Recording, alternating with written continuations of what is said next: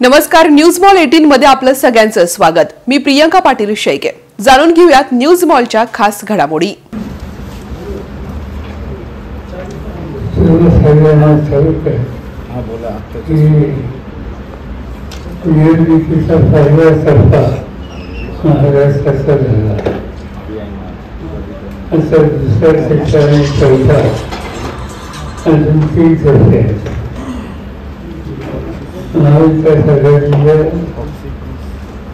सगळे जागा वेगळ्यासारखी असतात आणि सुद्धा एका दुसऱ्या जागेचा एक ठेवला तर सर्व राज्यामध्ये महाविकास आघाडीच्या न्यायालयासाठी एक वाटत आहे। राष्ट्रवादी काँग्रेसने लोकसभेच्या जागा या कमी घेतल्या आणि हा निर्णय आम्ही जाणीवपूर्वक केला। तर राष्ट्रवादी काँग्रेस पक्षाचं अधिक जास्त उद्या होणाऱ्या विधानसभेवर आहे। विधानसभेमध्ये अधिक जागा देण्याचा प्रयत्न करतात आणि अधिक विधिमंडळामध्ये सर्वांनी कार्यकर्ते भाषण हा विचार त्याची राष्ट्रवादी काँग्रेसचे आम्ही या ठिकाणी फक्त 10 जागा व्यवस्था आहे। पण आत्ताच प्रक्रिया सुरू झाली, अजूनही काही ठिकाणची फॉर्म भरायची, पण ठीक हळूहळू जे महाराष्ट्रात दिसतंय ते महाविकास आघाडीच्या दिशेने अंतिम दिसते आणि माझी खात्री की ज्या जागा आम्ही लढवतोय तिचा आमचा निर्णय विकास हा उत्तम मार्गे सुरू राहणार आहे। आमच्या लोकसभेमध्ये राष्ट्रवादी काँग्रेस पक्षाचे 4 खासदार होते आणि विरोधकांचे सगळे मिळून 6 लोक होते। ही संख्या आहे त्याच्यामध्ये मोठ्या प्रमाणावर वाद झालेले चित्र या निवडणुकीत दिसेल असं माझं अवघड दिसेल आणि प्राथमिक भारती ही चौथाभूत ठेवतो तेव्हा काही फक्त भाजपाने 405चा नारा दिलाय, तो कितपत यशस्वी होईल काय होईल असं तुम्हाला काय वाटतं? मला सगळ्यात चुकीचं वाटतं। चुकीचं असं होतं की इतर लोकसभेसारख्या 544 ती 544 सांगितली ती आम्ही खरी नव्हती। देशात साधारण पहिल्या टप्प्यामध्ये 60% मतदान झाले, महाराष्ट्रात 55%च्या आसपास आहे। कुठेतरी उन्हाची तीव्रता म्हणा किंवा लोकांची जी मानसिकता आहे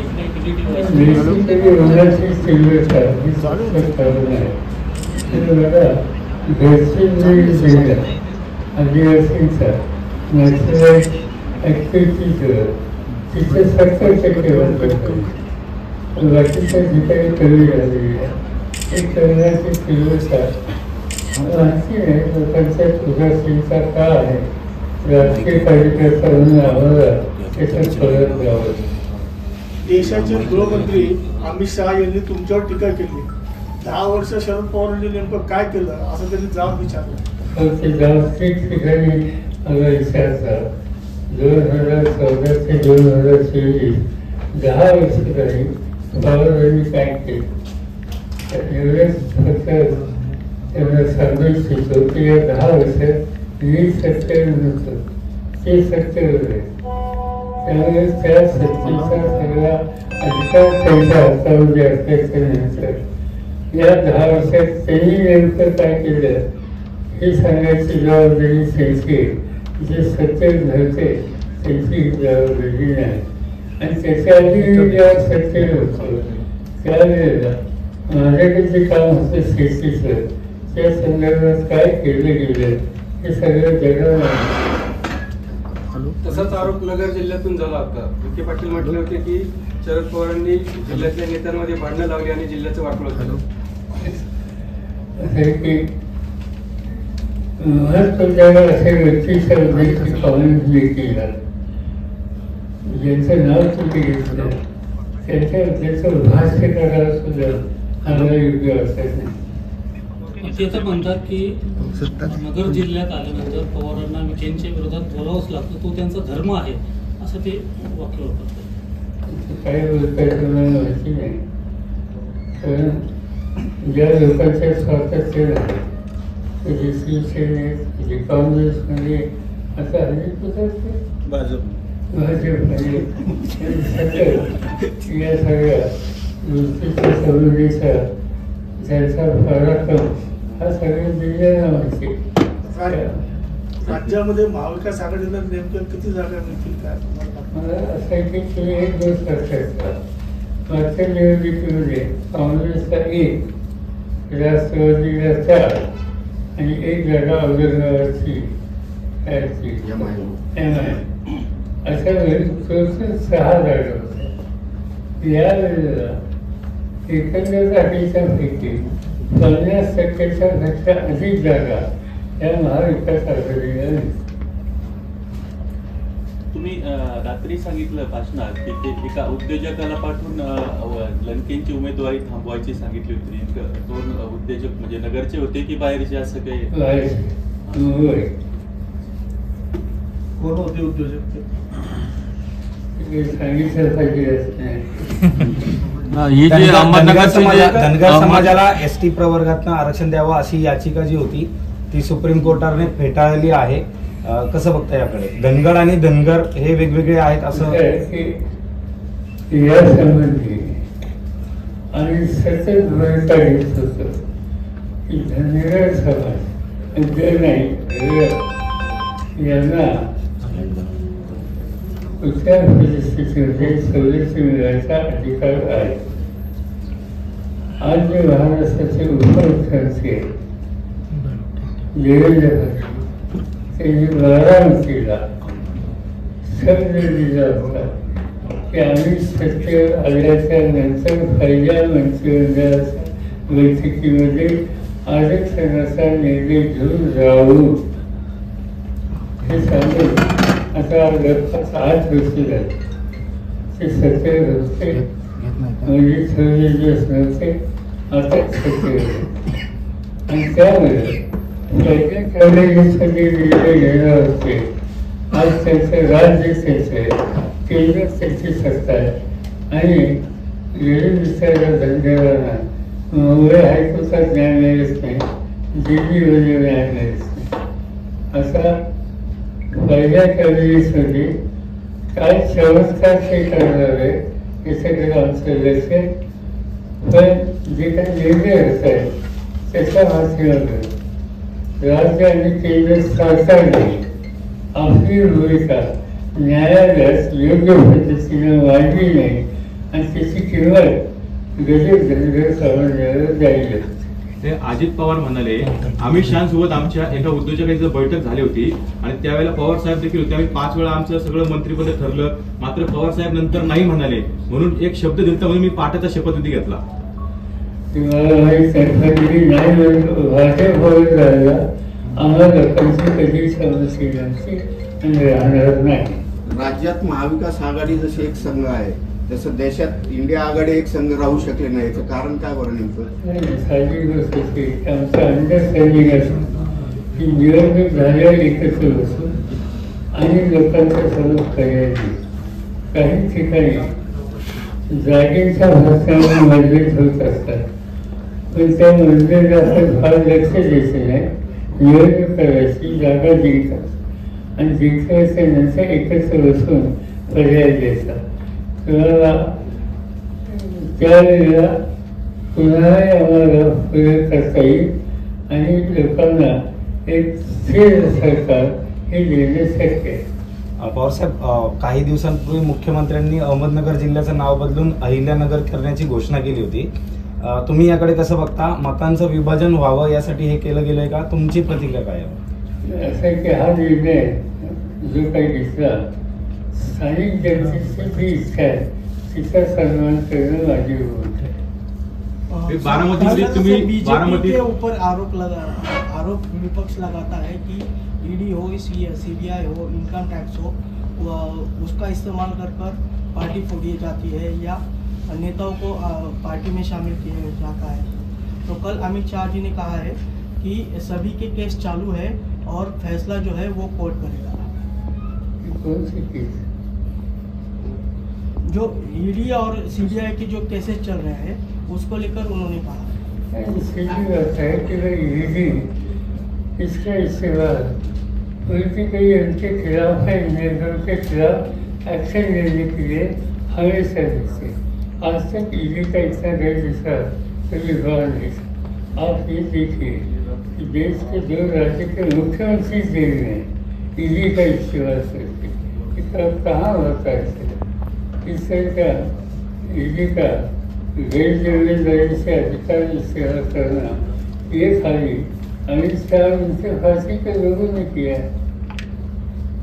बारामतीमध्ये लोकसभेच्या वेळेला तुम्ही ख्रिश्चन कॉलनी मैदानावरती दरवर्षी सभा घेतात, जी शेवटची सभा असते. मात्र यंदा ती अजित पवारांनीच बुक केलेलं आहे ते मैदान.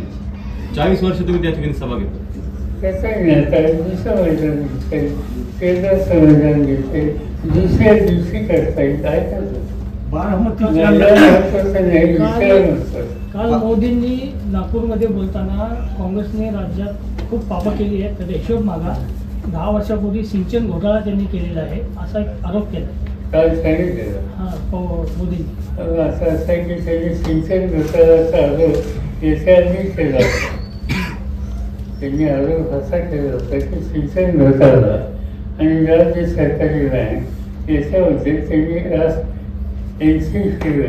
राष्ट्रवादी काँग्रेसवर भोपाळच्या भाषेमध्ये आरोप केला होता. आता हा आरोप कोणाबद्दल होता हे त्यांनी स्पष्ट करावं. असेल तर त्याची चौकशी करावी. आमची काहीच यायला हरकत नाही. पण ज्यांच्यावर त्यांनी हे आरोप केला त्यांना ते वळवून देणं असेच आहे. उद्धव ठाकरे म्हणताय की आमचं मुख्यमंत्री पद तर ठरलं होतं, म्हणजे भाजप आणि शिवसेनेचं, पण मला देवेंद्र फडणवीसांनी आमच्याच लोकांसमोर खोटं पाडलं. त्यांचं दोघांचं काय ठरलंय मला माहिती, पण ठरलं असेल तर ते पाळलं नाही त्याची योग्य नाही. साहेब, जिल्ह्यातल्या अनेक तालुक्यांमध्ये जे आहे पाणी टंचाई आणि दुष्काळाचा मोठी समस्या आहे, चाऱ्याची मोठी समस्या आहे. बीडला लागून असलेल्या आणि बीडमधल्या काही तालुक्यांमध्ये मोठी पाण्याची टंचाई आणि दुष्काळ पाहायला मिळते. हा नगर जिल्हा केवढी जिल्हा होता सिरीज नाही. आज महाराष्ट्राच्या अनेक जिल्हे अहमदनगर, बीड, उस्मानाबाद, सोलापूर, पुण्याचा काही भाग, सातारचा काही भाग, सांगलीचा काही भाग, त्याच्यानंतर नगर नाशिकचा काही भाग, या सगळ्या परिसरामध्ये यंदाच्या वर्षी पाण्याची साऱ्याची स्थिती गंभीर आहे. या बाबतीत राज्य सरकारने लवकरात लवकर सारा सामन्या काढल्या पाहिजेत, त्याचं काही उघडले पाहिजे आणि या घटकांना मदत केली पाहिजे. पण राज्य सरकार त्याच्यात आता काही पाऊल टाकत नाही. अनेक लोकांनी आम्ही म्हणजे विरोधी पक्ष यामध्ये व्यक्त करणं आम्हाला शक्य आहे. पण आत्ता आचारसंहिता चालू आहे, त्यामुळे आचारसंहितेचा एक आदर ठरवून आम्ही आणखी 2 आठवडे या प्रश्नावर स्वस्थ होतो. पण आमचा आग्रह आहे की यंत्रणेने याच्यात लवकरात लवकर त्या सगळ्या सुविधा दुष्काळग्रस्त लोकांना द्याव्या. अहमदनगर जिल्ह्याची जी निवडणूक आहे ती महायुती विरुद्ध महाविकास आघाडी नाही, ही फक्त पवार विरुद्ध विखे अशीच लढाई आहे असंच बोललं जातं. माझी काय इथून काही माझा फॉर्म वगैरे नाही, मी काही इथून विरोध करत नाही. उगाच स्वतःचं महत्व दुसऱ्या माणसाला नाव जोडून वाढवायचं हे काम करण्याचं लक्ष नाही. आतापर्यंत जे आरोप कुजबूज स्वरूपात होते ते परवा अजितदादा स्टेजवरून बोलले, उदाहरणार्थ तेलगी श्रीखंडाचा भूखंड, दाऊदचा संबंध असे आरोप अजितदादा स्वतः स्टेजवरून बोलले. तेच नाही, किती वर्षांनी विषय निघाले, हा विषय कधी निघाला होता, त्याच्यातून किती वर्ष गेली आणि त्या सगळ्या वर्षांच्या म्हणजे कोणी जाणं झालं नाही. त्या सगळ्या कालावधीमध्ये माझं नाव घेऊनच निवडणुका लढवल्या, सत्तेची ठिकाणं प्राप्त केली. बारामतीच्या जागेकडं लढतीकडं सर्वांचं लक्ष आहे, पण ही जागेचा निवडणूक विकासाच्या मुद्द्याऐवजी दोन कुटुंबातली भाऊबंदी या अर्थानं जास्त रंगली जाते. असं आहे की मीडिया काय लिहितो आणि काय लिहिणार याचा त्यांचा अधिकार नाही, तो तुमचा अधिकार आहे. त्यामुळे तुम्ही काय रंगवताय त्याच्यात तुम्ही सगळे कलाकार आहात, त्यातच तुमचा रंग कुठं कसा चालू आहे याच्यात आमचं लक्ष आहे. काल तुम्ही बारामतीमध्ये बोलताना एक वक्तव्य केलं की अयोध्येमध्ये सीता मातेची मूर्ती नाही आहे, काही महिलांनी तुम्हाला सांगितलं असं तुम्ही बोलला. तर त्या सीता मातेची मूर्ती का अपेक्षित आहे तुम्हाला किंवा माहिती नाही, मला प्रश्न विचारला एका सर्वेमध्ये, मला प्रश्न विचारला की रामाची मूर्ती बसवली हे चांगले आहे, पण सीतेची गाडी बसवली. मी आता मोदींना विचारलं असतं, पण त्यांची व्यक्तिगत अर्थ नाही. ज्या ज्या ठिकाणी नाराज उमेदवार होते कोणत्या कोणत्या पक्षाचे, खास करून महाविकास आघाडीचे, तिथे वंचित नेते लोक आपल्याकडे ओढले आहे. नगरमध्ये उत्कर्ष बोते असतील, पुण्यात मोरे असतील, असे कुठेतरी आंबेडकर म्हणत होते की आमचे 29 मतदारसंघामध्ये एक तयारी आहे ते आहे. तुम्ही कसं पाहताय, म्हणजे त्यांची तयारी किती असेल किंवा ते उमेदवार निवडतात? त्यांची तयारी, आमची इच्छा होती की त्यांना घेऊन निवडणूक एकत्रित झाली. त्या दृष्टीने आम्ही पावण्यासाठी बैठका झाल्या, दुर्दैवाने नाही देऊ शकलं. पण अजूनही आम्हाला असं वाटतं आज जर उद्या तरी आपण एकत्र यावं. बारामतीची जी लढत आहे त्याच्यात तुमच्या एका वक्तव्यामुळे खूप वादे पोहोचले, घरची आणि घरची. त्याच्या नेमकं काय तसं नव्हतं की तुम्ही छापलं गेलं पाहिजे. तो काही महत्वाचा किंवा राज्याचा किंवा देशाचा विषय असा होता ज्या गोष्टीसाठी म्हणजे तुम्ही सगळ्या गोष्टी करताय किंवा जाती अंताचा लढा, मराठा आरक्षणाचा जो विषय आहे, तर मराठा आरक्षणामुळे किंवा आता निवडणुकीच्या अनुषंगाने एक प्रश्न असा सर्वसामान्य माणसांमध्ये आहे की जातीमुक्ती होण्याऐवजी आता लोक जातीत एकत्र झाले. समजा मराठा, ओबीसी असे सगळं वातावरण ग्रामीण भागामध्ये दिसते. आपण कसं पाहता त्याच्याकडे? तीव्रता वाढली. मला त्याच्यातून दोन समाजात किंवा अधिक समाजात तसंच अजिबात वाढू नये ही माझ्यासारखीची इच्छा आहे. आणि मी या प्रसंगी फारसं बोलत नाही.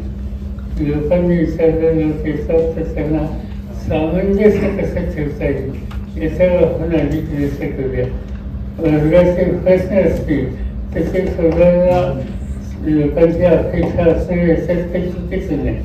पण हे करत असताना कुठल्याही 2, 3, 4 वर्गाच्या मध्ये विभिन्न घटकांच्या मध्ये कचूचा येता कामा नये एवढी काळजी घ्यायची. साहेब, याला जोडून प्रश्न आहे, हे कुठेतरी राज्यकर्त्यांचं अपयश वाटतं का? कारण धनगर समाज असेल, मराठा समाज असेल, यांना होतं ते प्रश्न प्रलंबित आहे. असं आहे की केंद्र सरकार ज्यांच्या हातात गेले काही वर्ष सरकार त्यांनी त्याच्यात हवं ते लक्ष घातलं नाही. प्रश्न त्यांनी उचलले. मगाशी सांगितलं की देवेंद्र फडणवीसांनी वाचन केलं की पहिल्या कॅबिनेट होती निकाल घेतो. लोकांच्या आशा आकांक्षा ह्या वाढल्या आणि त्याच्यानंतर 10 वर्ष गेली, काही केलं नाही. तर सर्व वेगळं त्याचा दर राज्यकर्त्यांना टाळता येणार. मराठा आंदोलनाचा काय परिणाम होऊ शकतो? काल तुम्ही भाषणामध्ये बोलताना विखे कुटुंबियांना तुम्ही केलेली मदत एक किस्सा सांगितला, एक घटना सांगितली की अशा पद्धतीने अजून काही घटना आहेत का की ज्याच्यात तुम्ही त्यांना मदत केलेली आहे की? माझा काही फारसा संबंध नाही.